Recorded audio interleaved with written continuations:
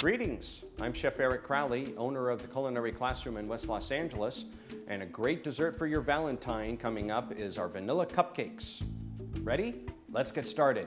For our ingredients of our vanilla cupcakes, we are going to need 3 cups of cake flour, 4 whole eggs at room temperature, 1 teaspoon and half a teaspoon of baking powder and baking soda respectively, 1 teaspoon of salt, and 2 teaspoons of vanilla extract, 1 1/4 cups of buttermilk, and we also need 1 1/3 cups of sugar, and last but not least, 12 tablespoons or 6 ounces of butter that's been melted and allowed to cool off slightly. In order to proceed with the vanilla cupcake recipe, it's not necessary to use a stand mixer or even a handheld mixer if you have one of those. Just a couple of bowls and a whip will wind up doing the job just fine. And the reason for 2 bowls is we're going to basically take all of our dry ingredients and put them into one. We're going to start off with our flour, salt, baking soda, and baking powder. Mix them together. And just use a whip to go ahead and combine it. Our second bowl is going to accommodate our eggs, our vanilla extract. Blend that together. And then we're going to actually gradually add in our sugar while we're constantly blending this.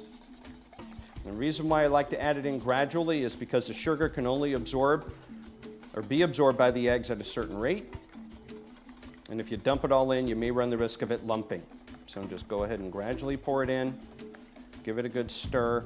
I have some sugar splashing up on the side of the bowl. I'll deal with that after I get the rest of the sugar in here.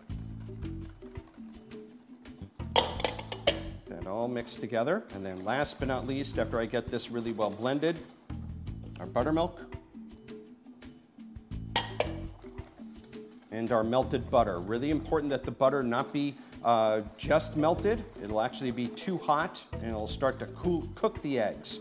We actually want to melt it and let it cool for, say, 3, maybe 4 minutes.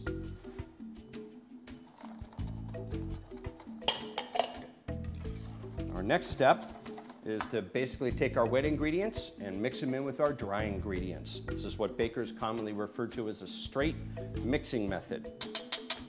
Okay. You can use a whip as well. I'm going to wind up taking the wet ingredients and just pour it right into the dry, get into the center. Start to slowly stir it from the inside of the bowl towards the outer edge. If it gets lumped up, just go ahead and keep on stirring it. The rest of our liquid's going to go in now. Notice I'm going to use the whip more like a spoon. I'm really not going to vigorously whip it back and forth. I'm just going to stir it just until these dry ingredients get mixed together. Just until it gets combined, just like this. Okay. And our batter is now ready to fill up our muffin tins or our cupcake cups. Okay. What I find works really well to fill those up, first you want to line your cupcake tins with some paper. A nice little ice cream scoop does the job really, really well. Most recipes will tell you to fill the paper 2/3 to even 3/4 of the way full. Really important that you get your oven to 325 degrees and get it preheated. Okay, a little bit more batter in there. A little bit more batter in here. Giving a little shake, even a little tap. And tap it on down like that. Into a 325 oven it goes for about 18, 20, or 22 minutes. When they come out of the oven, they should have a nice golden brown around the edge. Maybe even a little bit on top is absolutely fine.